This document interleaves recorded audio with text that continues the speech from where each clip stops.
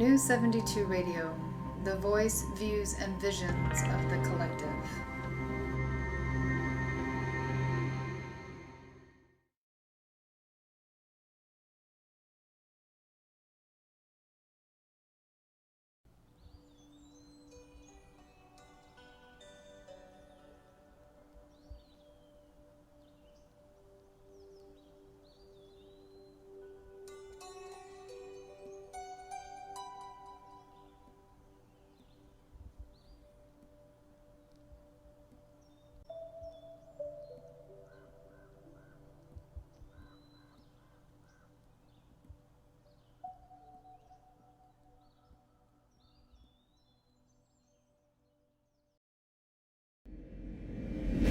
Hey, we're back. So welcome to episode 118 of the Startup Sessions, the #1 podcast for trusting your gut, breaking the rules, and starting something meaningful. This week, it's a double header. Not one, but two guests. Andrea, Leda, Wilborn, and Jennifer Alyse have both been on the show before. That doesn't mean you can skip this episode because it's going to get you thinking.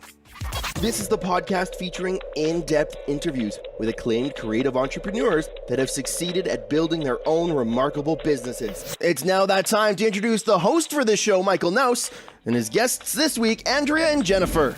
Welcome, friends. All right, I am super excited to be back in the podcasting scene after my little hiatus in April. And you know what? To kick things off, I've got an amazing duo on the show today.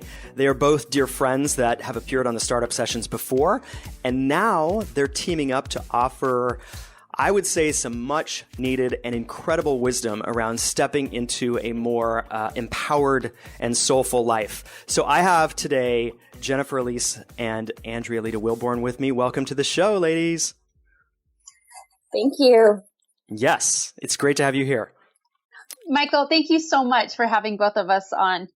Absolutely.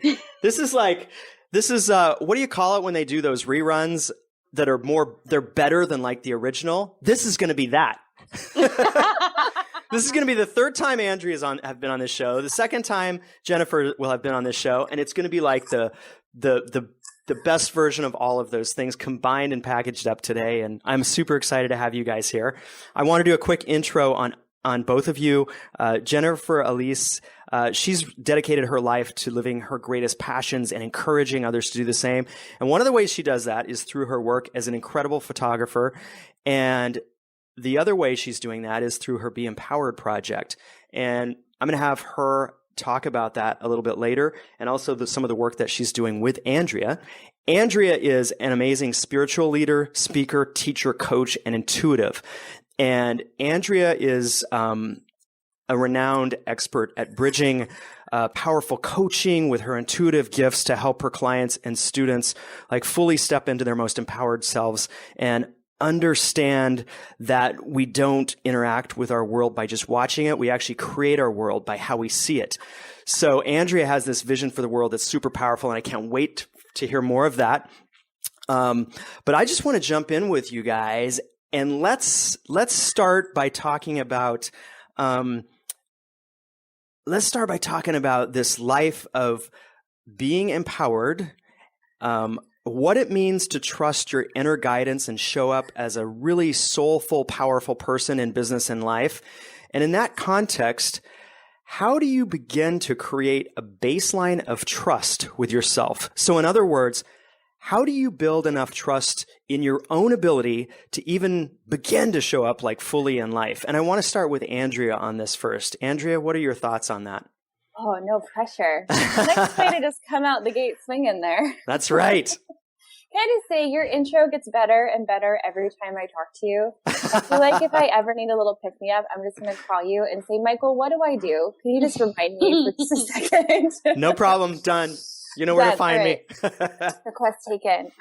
Okay, so the question is, how do I just trust how to step into ourselves fully? Is that what I'm hearing? Yeah, because I think, when we talk about living this empowered life, like even if you're maybe not feeling empowered, or you're a more of an introverted personality, and you don't think that empowered is a definition that you can step into, I think or for anyone, there has to be this baseline of how do you create an environment in the first place to step into this realm of like trusting yourself and your ability to show up fully in life.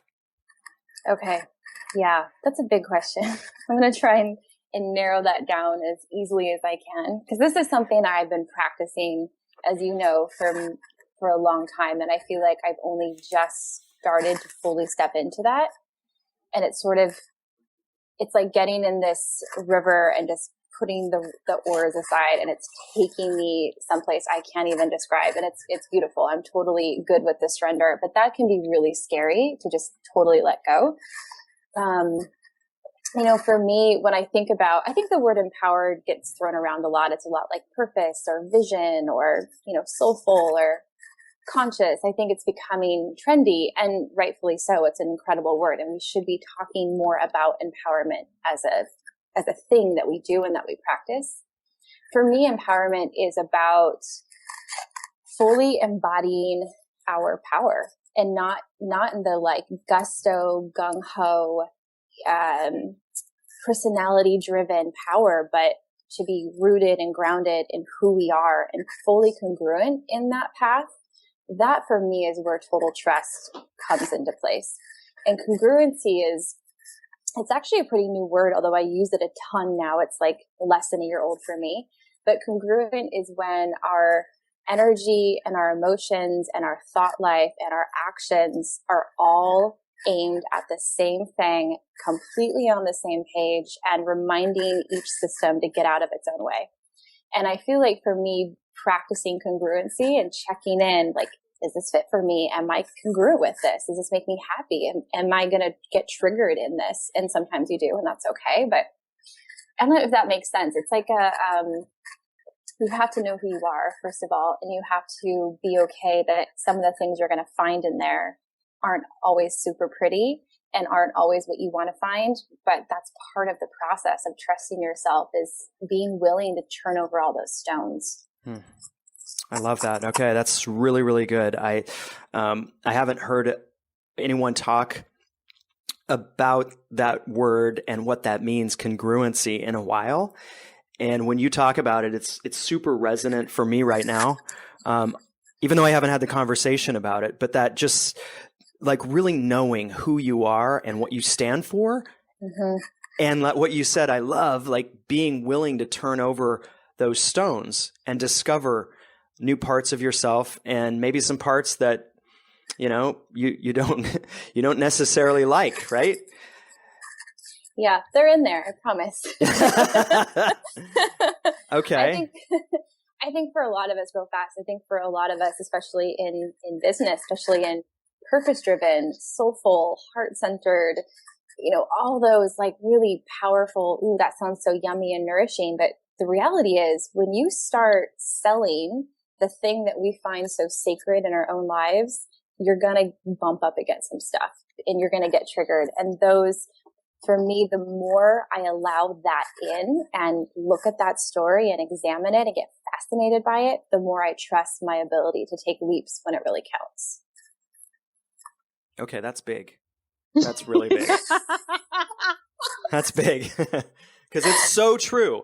Even the best of the best, no matter how, like, you can feel amazing about what you have to offer and your message. And man, you go out and start talking about it, and people will start poking holes in it.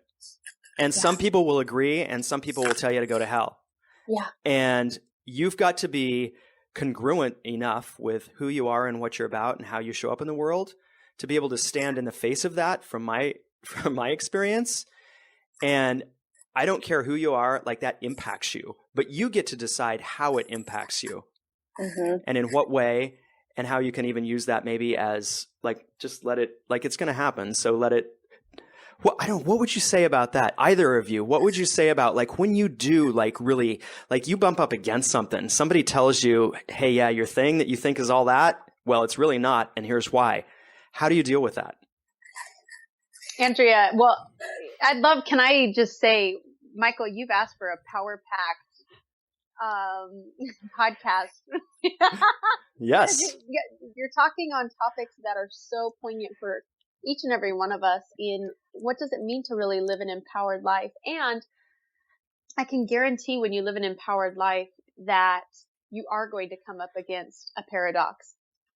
And what I love so fully about trusting your innate guidance and intuition is that it does not matter what happens on the outside from another person's perspective, because living a soulful, badass life, you're connected to something way higher than what another person may say. And I think that's coming from an ego rather than from your soul. And so I feel like trusting our intuition and our gut begins to be an inner journey. Okay. And I find that resistance is just, it's a great mirror for what resistance lies within our own self. Yeah. Okay. Yes, absolutely. Andrea, do you have anything to add on to that?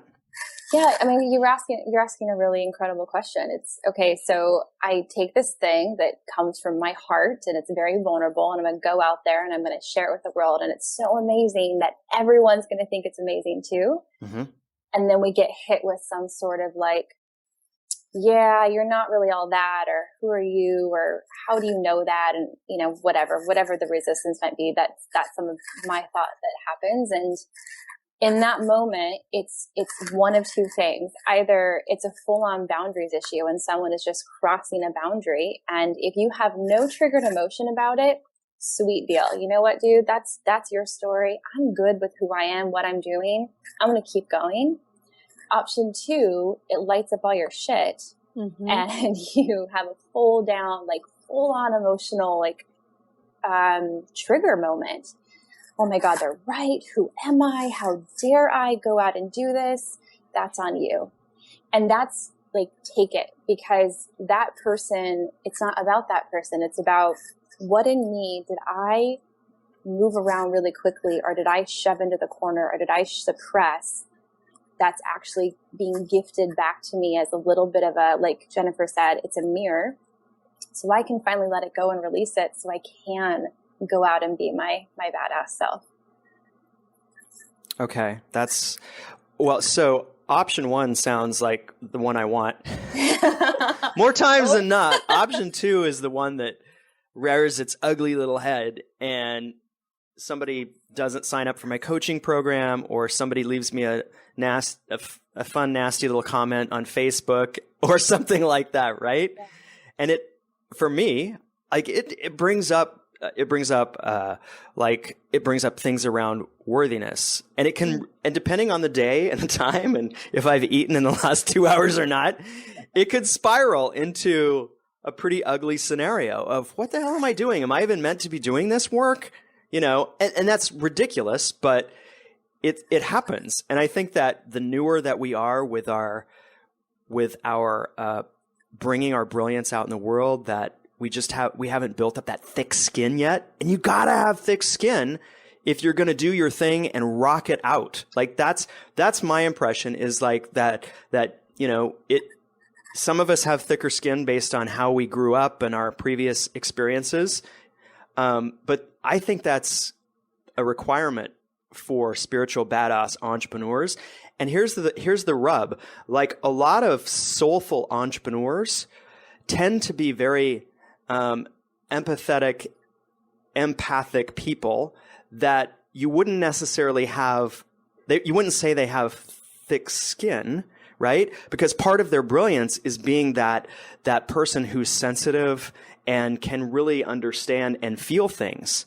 So how do you take that, if that's who you are, and flip that to turn it into a strength? Jennifer, what do you have? What are your thoughts on that? Just as you were describing being a soulful entrepreneur and often coming in the form of being an empathetic person, I was thinking to myself, wow, that really describes who I am. Of being very emotionally aware of other people's feelings, of being really sensitive. And how do I, quote unquote, have a thick skin in the business world? And what I find for myself is that the more I tune into what is authentic for me, that it's creating an authentic bridge between my relationships with all people. Oh, okay. I like that a lot. You guys are brilliant. I'm gonna re-listen to this myself like so many times and take quote you on that. pages of notes. All right. That's awesome. Okay. That's actually like hitting me it hit me at first, and then it's hitting me a little bit deeper now, Jennifer. That's really insightful. And do you want to say anything more on that? I feel like there's maybe a little more to say.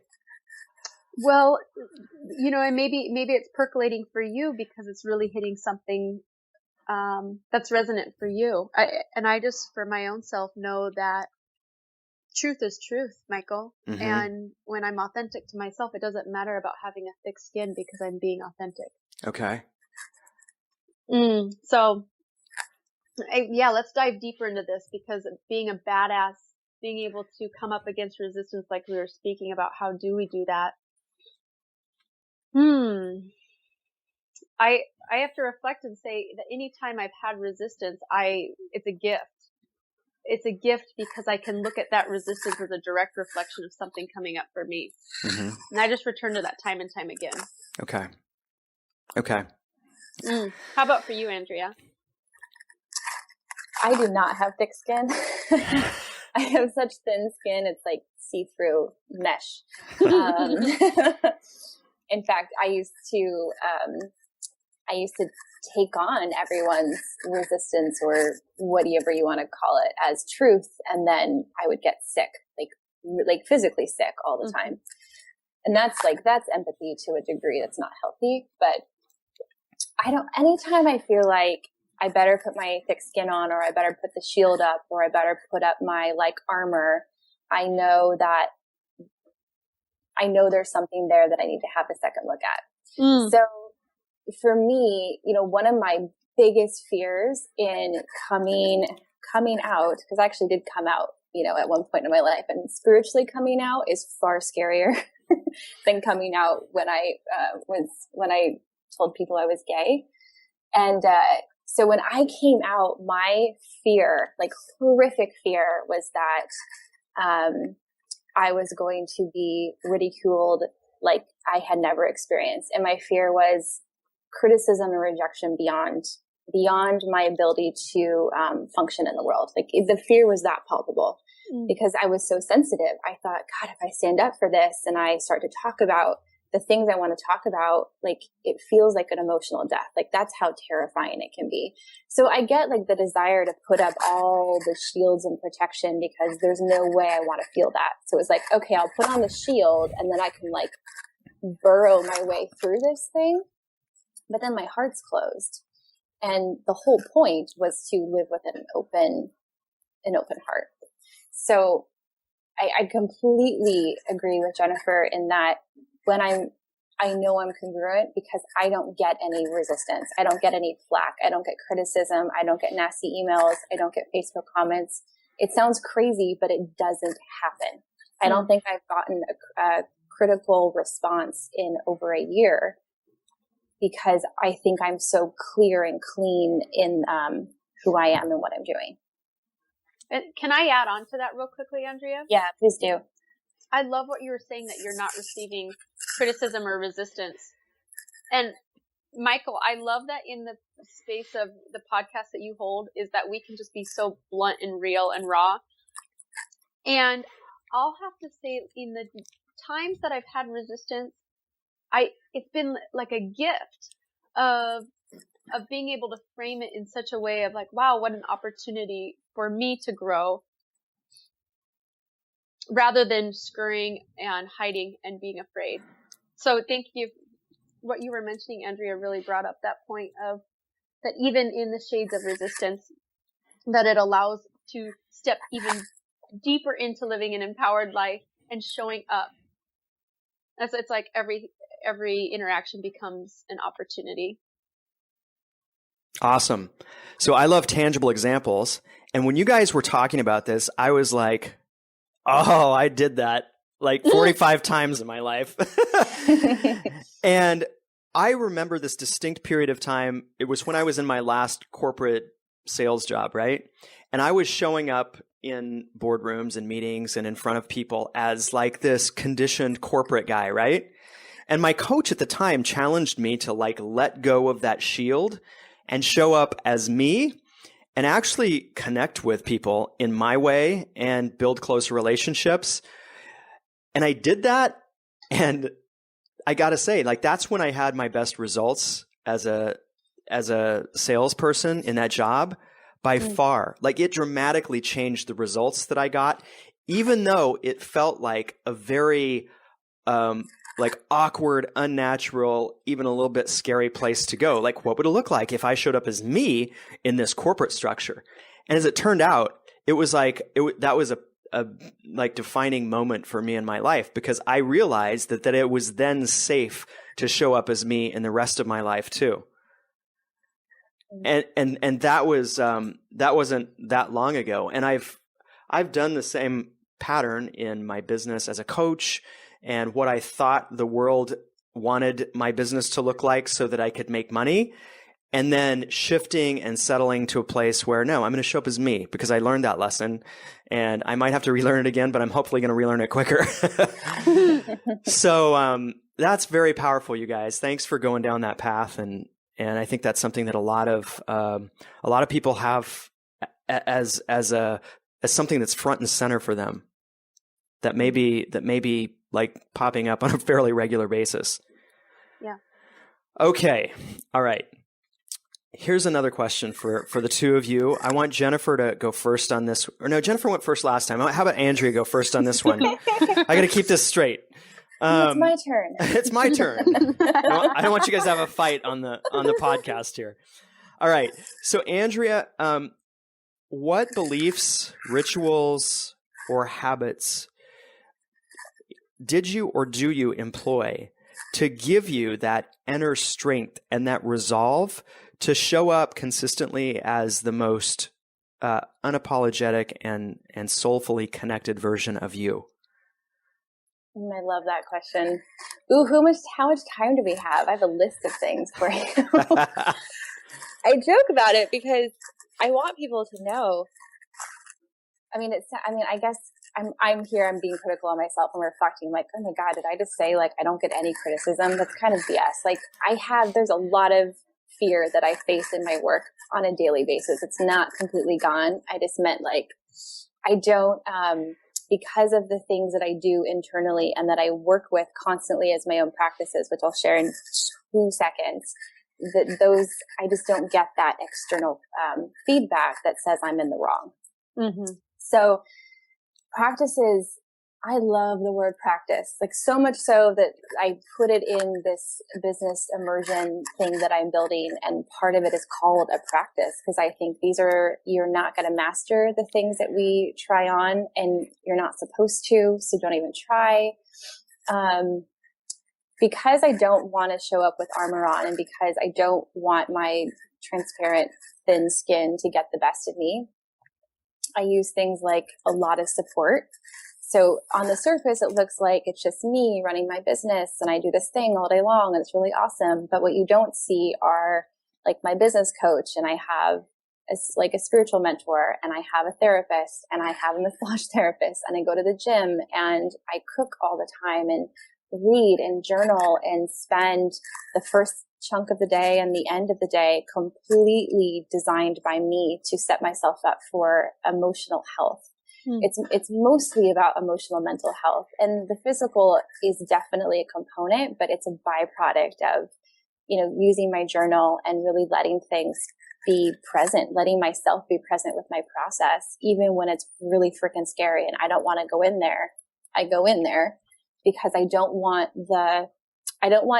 ever want a belief that's under the surface to come out and wreak havoc in my business without my awareness. So I'd rather know what's going on. And as far as beliefs go, I think that's huge. And these are definitely, again, practices. They're not really affirmations so much as these are things that I believe with every fiber of my being. And I don't have to, it's a choice, but these are the kinds of beliefs that I practice every day. I have a sticky note on my my board, and actually I'll give a little shout out to one of my favorite people, Andy Hayes, who many of us know. And I was coaching him one day, and he said something, oh my God, I have to write that down. That is in the forefront of everything I do. And it was so simple, but he said, it's inevitable. And he was talking about success and talking about, I think, some plans that he was putting into place. But I took it as, no, act as though the thing you are doing is inevitable. It's already succeeded. Act as though it's already completed itself in the perfect, highest form possible, and then take action from that place. And suddenly things like, what if no one shows up? Or what if people don't buy this? Or what if my client says no? Those questions started to just disappear. And instead came this rush of opportunity that I can't even keep up with right now.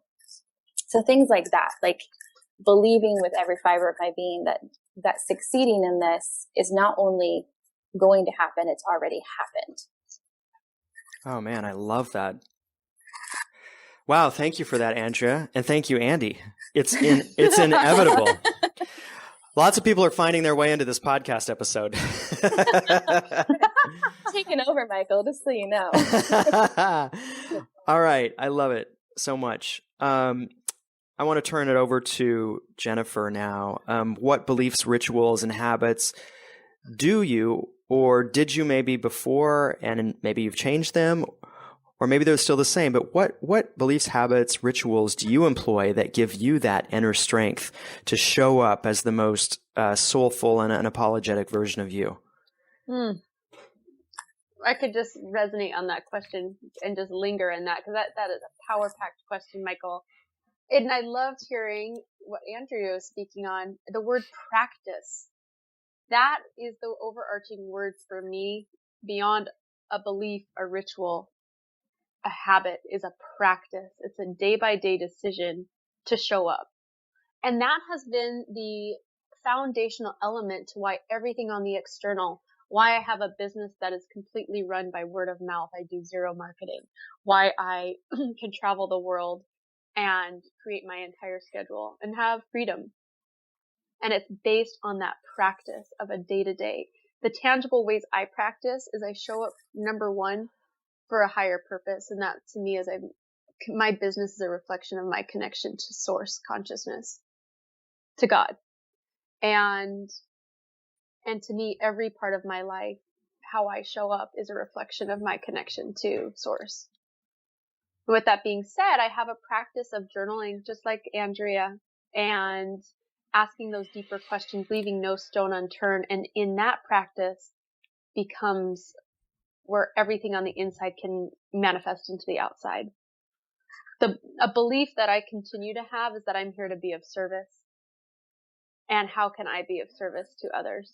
And that's how I show up in my business and in my relationships. And even at the grocery store, when just being observant and aware. So those are tangible ways, practices, beliefs that I have. And it's almost expounded into such a life of magic, really, that even the way I'm doing business is a practice of service. And that's becoming a practice. And it's all a practice.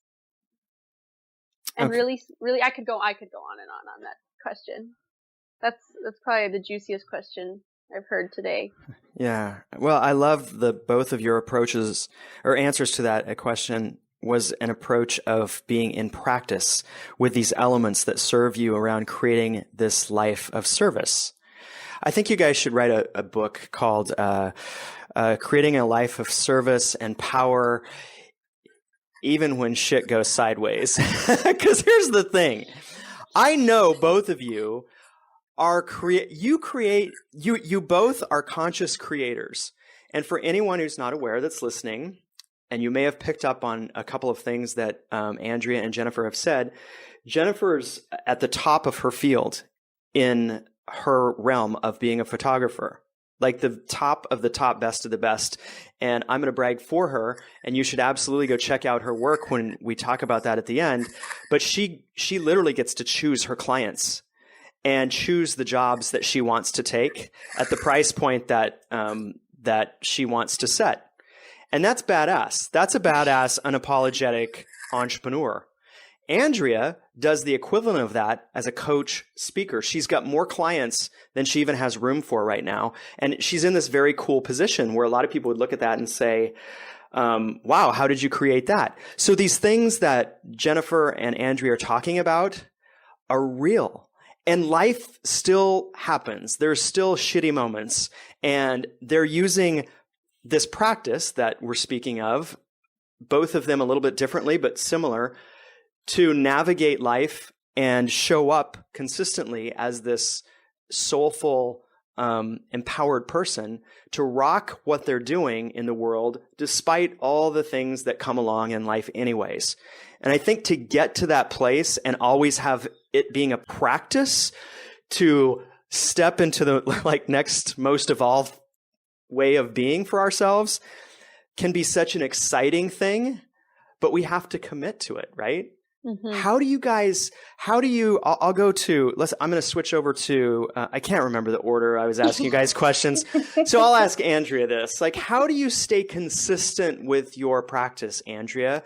Is it so you're so, this is what works for you that it's on autopilot now, or how do you stay consistent with your practice? I mean, it's definitely, these are things that I love doing. So, you have to find the pieces that nurture and nourish your process and your practice that you want to show up for. But there are days that I do not want to get out of bed and do these things, many days. But you love tangibility. So here's this is my day. This is my very structured day.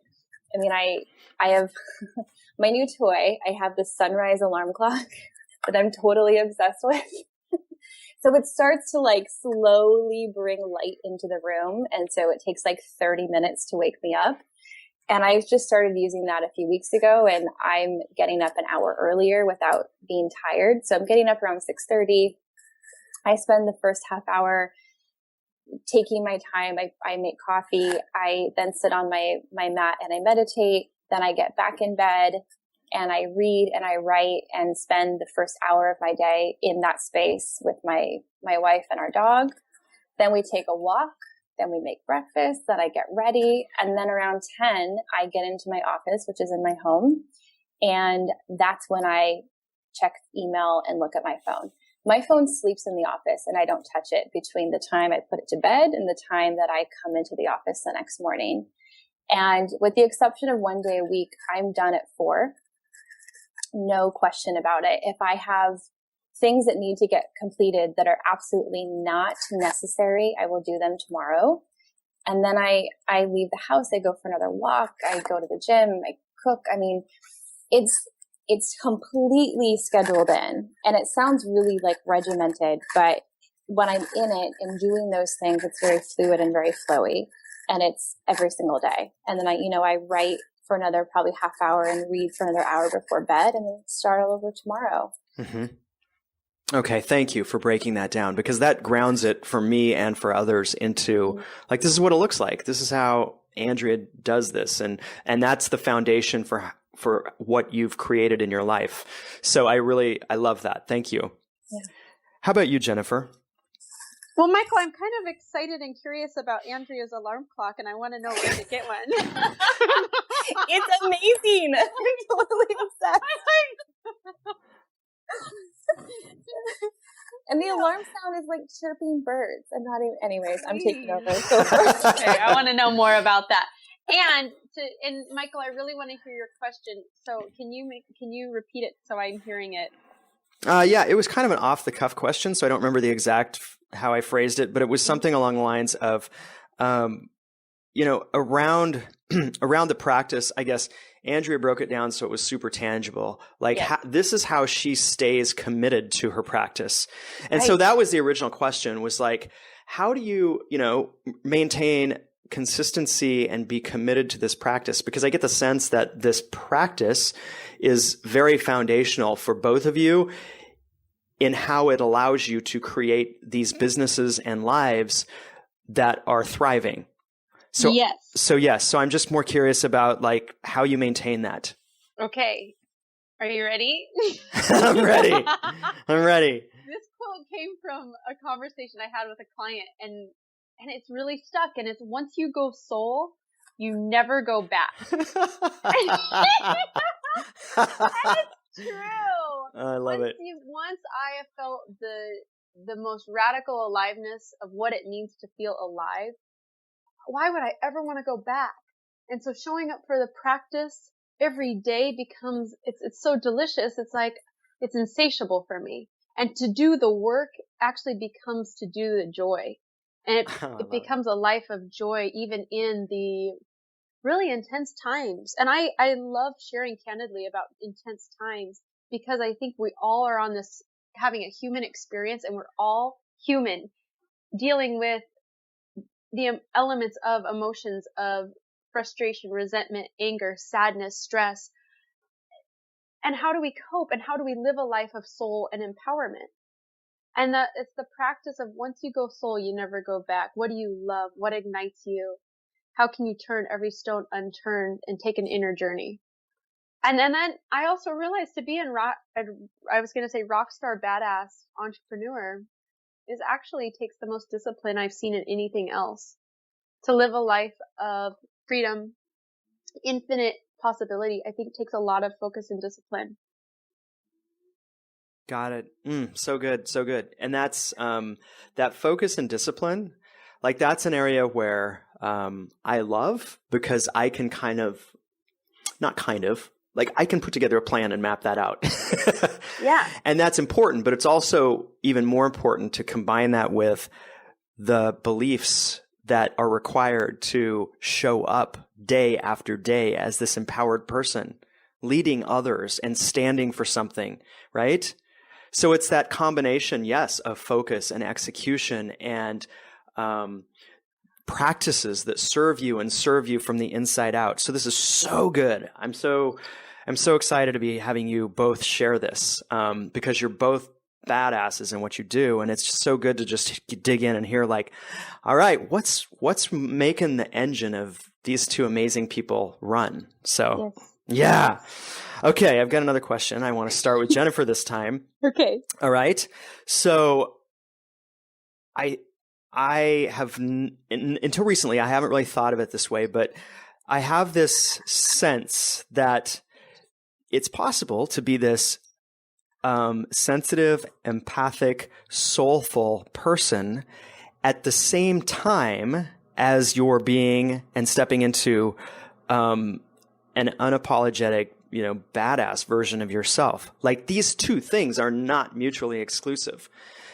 And I would be curious to hear your take on, like, how does this, what is your, I guess, approach or opinion on, like, the possibility of being this soulful, sensitive person and also unapologetic at what you're doing, and doing it from a place of being an example of brilliance and possibility, rather than showing up in a way that may look or feel arrogant? Because I think a lot of people, especially maybe more introverted people, like, one of the things they just never ever want to do is have someone like think that they're this maybe more arrogant, boastful person.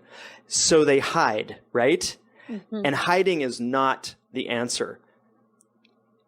And I want to hear more about your thoughts, starting with you, Jennifer, on doing that, showing up fully, unapologetically, badass, owning your stuff, rocking it out. But also, there is a part of you that is incredibly soulful, sensitive. What is that? How has that come together for you? And what would you say to people who think maybe that's not possible? Oh gosh, thank you, Michael. How could it not be possible?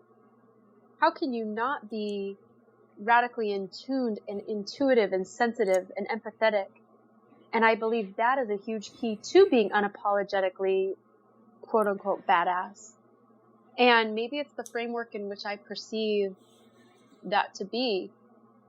I find that the more empathic we can be means that we're operating from our heart, which means that we're actually connecting, which then gives us the opportunity to be unapologetically us.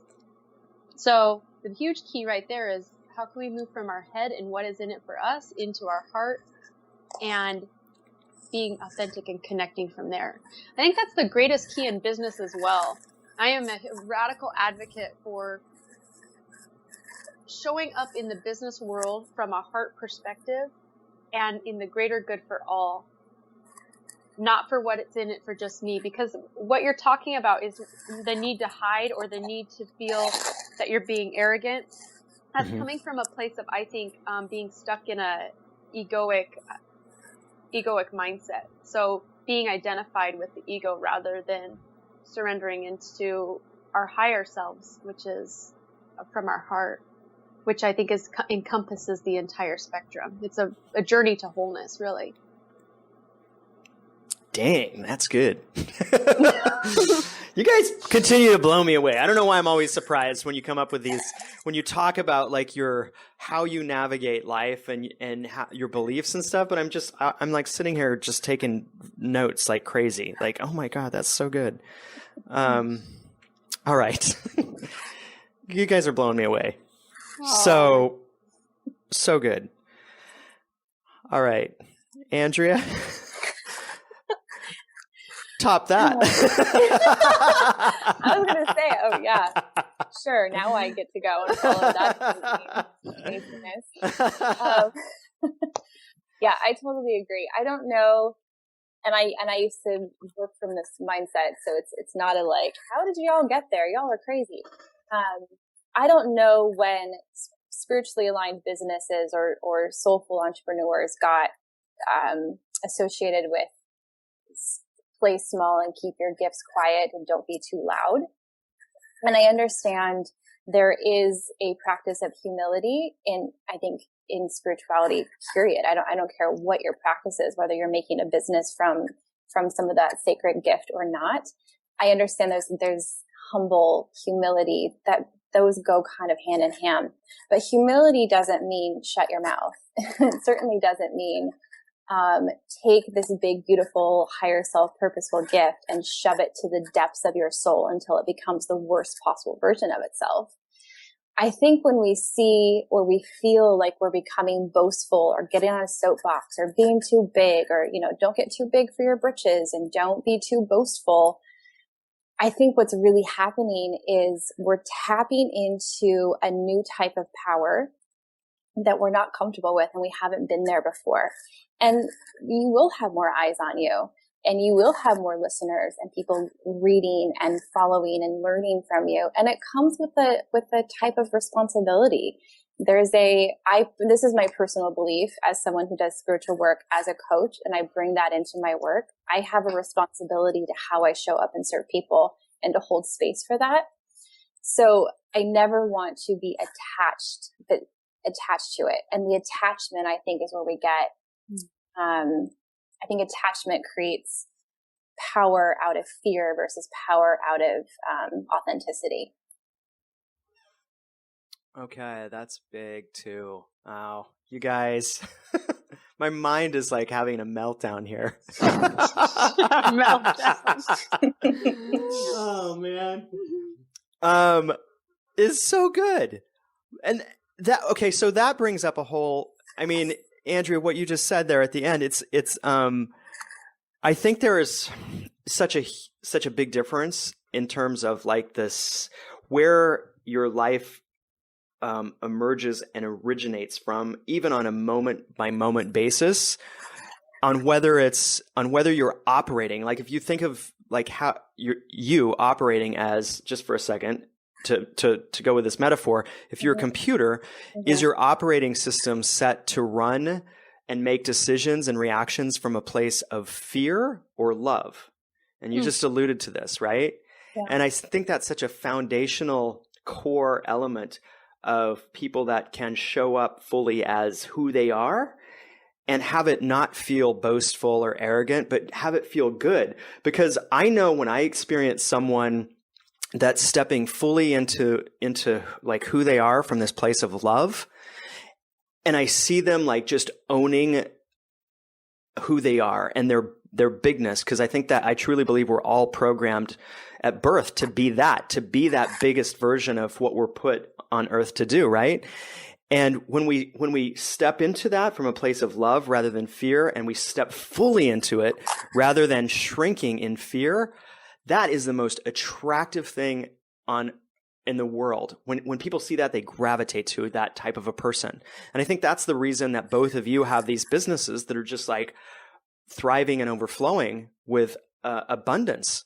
And so I would love to hear each of you speak on that for a moment, on what it means to live from this place of like love versus fear, and how you do that in your lives and businesses. And since Andrea just kind of alluded to that, I'd love to have you kind of carry on and have you go first on that one. Sure. I mean, this is where it can get a bit esoteric, so forgive me in advance. But this is, yes, there's a lot of tangibility in my business, but this is how I think, and this is how I show up, and this is how I work every single day. And if it's not, so I feel like when I show up to work with a client, that client is not mine. There is no attachment to how long they work with me. I don't care if they say yes or no. When I do a consultation, I'm completely surrendered to what happens before us. I usually don't let someone hire me until we're in a very loving, congruent, serving for both people's space. Sometimes that takes a day. Sometimes that takes a year. I'm not attached to the form, because that would be from fear of there not being enough, not enough money, not enough clients, not enough time to do the work I want to do. That's not the place that I think is going to serve me most. And it never served me. So instead I show up with and every day when I sit on my mat and I do my meditation, the very last thing I do when I bring my hands to heart center is say, use me. Like, truly open me up, use me, let me be of service. Clearly I have something to give the world, as we all do. So let's just go do that. And I will trust that the right people and the right time and the right amount of money and experience and opportunity will literally land at my feet. And it never fails to impress me. It just blows me away. And then what I get to do is just show up and witness people and love them and serve them and be present with them and not think about the enrollment or the closing the sale or the product. Like, this sounds horrible. I don't care. I care that the person I'm sitting with and I are in a space that is conducive to transformation that they've come to ask me for, period. That's all I care about. And even that, I'm not attached to how it happens. I'll just show up in that space and trust that what we're meant to do will unfold pretty quickly and very organically. And it always does. All right. That's, amazing. You guys, everything you're saying is it's powerful, it's profound. And I think it's not the conversation that's being talked about out, at least in a lot of the circles that I experience. And one of my greatest, the thing I love the most is being able to feature some of this conversation in this forum so that other people get to hear about it. All right, Jennifer, I would, yeah. Yes, Michael, I had no idea what Andrea was going to say, yet I'm in awe of how similarly we're choosing to operate and show up in the world, because the exact same thing that Andrea said and how she chooses love over fear is the same imprint of how I show up. And with it, there's not an attachment for what the outcome is meant to look like. It's here to be of service for the greater good of all. Whether I am photographing, whoever I am photographing, wherever I am called, and operating from that place is the significant difference. And take that one step further. The love that you're talking about in the practice that we have every day, that is the level of love that I am giving to my clients. So I cannot give that level of love to somebody else unless I am showing up for my own self. Wow, that's amazing. And you guys both do something that's at the core, it's very similar in terms of how you operate, but in terms of how it shows up in the world, looks very different. And you guys are having a little bit of crossover in terms of your collaboration that I want you to talk about in just a second here. But I think that's fascinating. And you both just have so much wisdom that together you're blowing me away here. I feel super, super blessed and lucky right now. Likewise. Yeah. Can I just say one thing about that? The blessing and the feeling lucky. Mm-hmm. And what Jennifer said about loving herself, and that's how she shows up to love others. I think that's what it is. I mean, there isn't a single day where I don't end, whether I coach for an hour or 12, that I don't feel overwhelmed with positive, loving, blessed. I can't even describe it. It's like a sense of epiphany almost every day, because there's so much gratitude for what continues to show up and reveal itself. So if I could say anything, like, just get out of the way. Like, really, like, get as far out of the way as you can possibly get. Like, get all your fingers off and let go and let it show up, because you will not be able to, like, you can't fathom what wants to come meet you where you're at. All right. Thank you for that, Andrea. Okay. Good news. I just bought myself 15 more minutes. I was looking at the time. I know. So I just wanted to let you guys know, like, we're not going to end, obviously, 3 minutes ago. So I do want to start heading towards wrapping up, though, even though this feels like it could go on and on and on and just get more incredible and go deeper. And perhaps that's for another time in another format. But I do want to go into a lightning round of questions for both of you, and then have you talk a little bit about your upcoming project that you're working on together. Let's do that first. I would love for you, Jennifer, to talk about some of the work that is emerging for you and the fact that you're both involved in it. I want you to let us know what's up with you and how people can learn more about that. Well, I think that's a spot on question, as you're talking about the desire and wanting to go deeper. And Andrea and I are coming together to create, and we're offering something that's been in my heart for over a year. And it's an afternoon retreat coming up on Sunday, May 15th, called Empowered. It's a benefit for Girls Inc. I really believe that as we model behavior, specifically today, that we can model that behavior for the girls of tomorrow. And so it's an afternoon retreat, an immersion of going deeper and really looking at what it means to be empowered and to have tools to walk away with that. I'm debuting my first short film from my own personal journey and opening up the discussion of living an empowered life from the inside out. Andrea's coming on board to lead a very transformative journaling workshop, and it's an afternoon power pact of inner transformation. Okay. Well, that's a little bit irresistible. So if anybody's listened to like all the amazing everything that's like come forth in this conversation and what Jennifer has just described, and you're not interested in it, that's fine, but might want to check your sanity. Well, this is a paradigm that I really am interested in shifting too.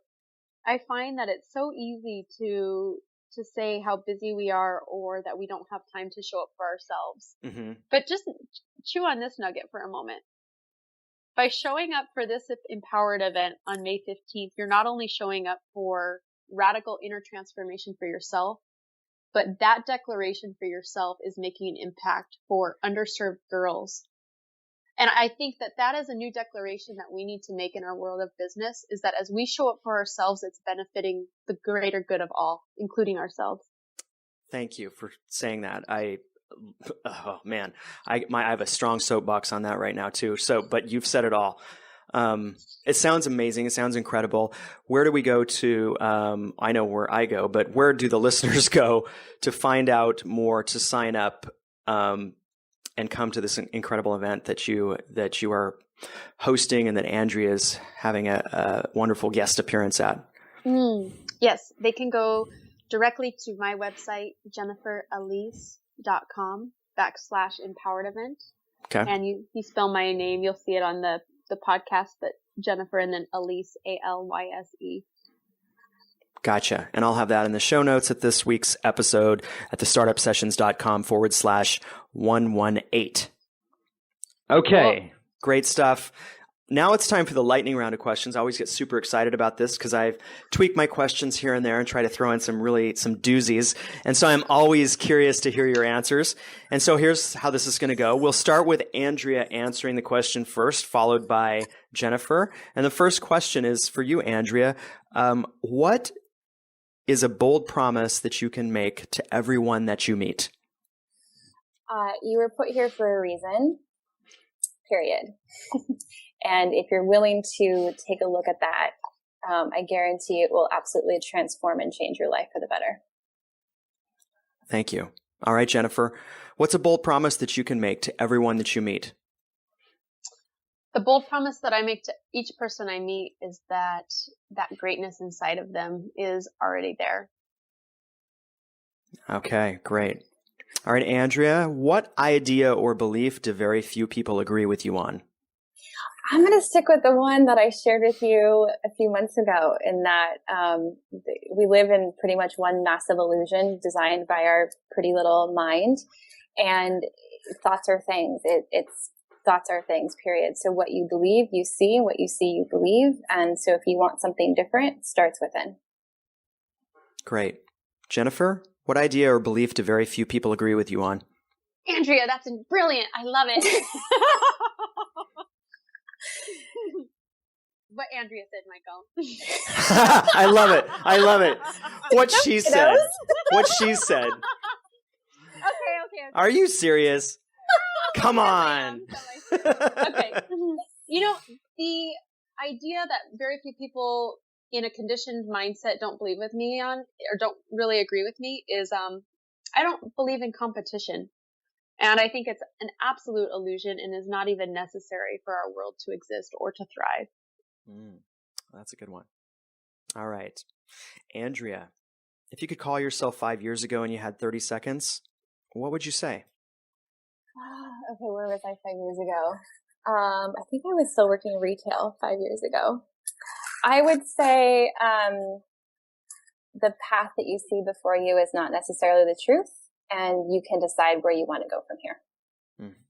All right. Jennifer, if you could call yourself 5 years ago and you had 30 seconds, what would you say? Yes, 5 years ago, I would have told myself to stop where I'm at in that exact moment and to listen. And that a decision does not have to be made in haste just because the outer world is making a decision. Okay. All right, last question here. Andrea, what do you most want to be remembered for? Oh, that's a new one.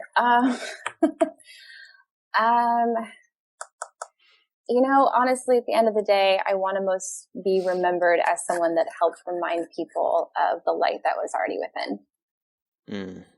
Great. Jennifer, how about you? What do you want to be remembered for? Oh, at the end of my life, at the end of the day, I want to be remembered for the mere presence that I bring to each person I meet. Beautiful. All right. Actually, I lied. It wasn't the last question. The last question, the final question. Do either of you have any asks or requests of the audience today? Andrea, we'll start with you. Sure. So in addition to, please come out and support not only Girls Inc., but this incredible endeavor that Jennifer has spent more than a year, I know, percolating on. Please come. It's going to be incredible. Also, if you're listening to this podcast and you're like, wow, that sounds really great. I would love to do everything those two women are saying, and they're totally crazy. How is that even remotely possible? Then I put it all in a book that I'm going to I launched an immersion in the fall called Awaken Your Practice. It's in September. It's for people just like you, soulful, purpose-driven, heart-centered, open, wanting to build a very successful, probably spiritually oriented business without letting anything get in your way. So come to that. Cool. And do you have a page or a site that people can visit for that? Yes, I do. It's my website, Andrea Leda. Leda is LEDA.com/awaken. Awaken. Okay, and I'll make sure that that's in the show notes as well. Yeah. Jennifer, what about you? You already talked about your Empowered event. Anything else you would like to say on that, or any other requests of the audience today? Yes. A request that I have for anybody that's listening is to ask the question, how can you be of service? And I say that earnestly because imagine if each one of us showed up in service from our heart. And I do believe that we all have the power collectively to create a shift in our world. And we are at a precipice. So, and that's what I think brings us all three together, is that we're here for the greater good of all. Yeah, well said. Thank you. All right, Andrea and Jennifer, way to bring it today. You two are such an amazing example of owning your strength and stepping into your brilliance and doing it in a heartfelt way. So thank you for sharing today. Yeah, thank you, Michael. Yeah, thanks. This was great. I will have all the links to all the resources that have been discussed today, as well as comprehensive show notes from today's episode over at thestartupsessions.com/118. All right. It's good to be back, and I can't wait for continued collaborations with you two amazing people, Andrea and Jennifer. Thanks for listening, everyone. Live bravely. Take care. See you next week.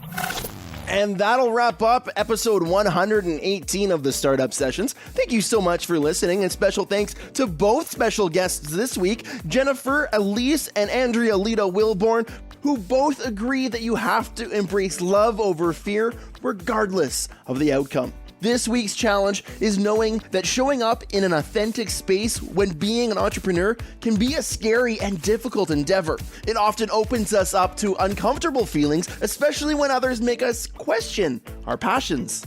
Try to take criticism as a gift that encourages self-reflection. The more authentic you can be with yourself, the more authentic you will be with your relationships. The show notes for this week's episode can be found over at thestartupsessions.com/118, or head over to thestartupsessions.com, take a peek around, and then click podcasts for the over 150.